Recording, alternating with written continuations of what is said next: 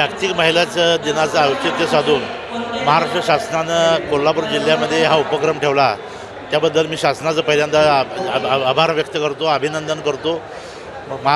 हे शासन हे प्राकृतिक विचाराचं शासन आहे आणि महिला या मुख्य प्रवाहात आल्या पाहिजेत, त्यांना अधिक सक्षम केलं पाहिजे या भावनेनं अनेक योजना महाराष्ट्र शासनानं आखलेल्या आहेत. विशेषतः महिलांना STमध्ये 50% सवलत असेल, महिला सक्षमीकरणाच्या दृष्टीनं त्यांना उद्योगधंद्यासाठी देणारे मदत असेल, बचत गटांना देण्यात येणारी मदत असेल, या माध्यमातून अधिक महिला सक्षम होतील.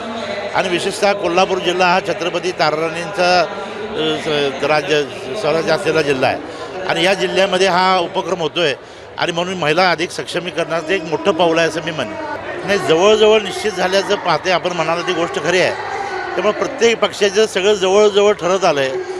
ज्यावेळी निवडणूक जाहीर होईल ते खऱ्या अर्थानं नावं समोर येते. ही चर्चा माझ्या माहितीप्रमाणे मीडियातच उठवली गेलेली आहे, कारण प्रत्यक्षामध्ये मुख्यमंत्री महोदयांनी आम्हाला जे सांगितलेलं आहे त्या पद्धतीनंच होणार आहे. आमचे 13च्या 13 विद्यमान खासदार निश्चितपणानं उमेदवार असणार आहेत. आता मुलग्यानं वडिलांसाठी माघार घेणं ही काही नवीन गोष्ट नाही. आता राजे आहेत म्हणून काही वेगळा नियम नसतो, पण वडिलांसाठी प्रत्येक मुलगा त्याग करतोय आपला इतिहास आहे.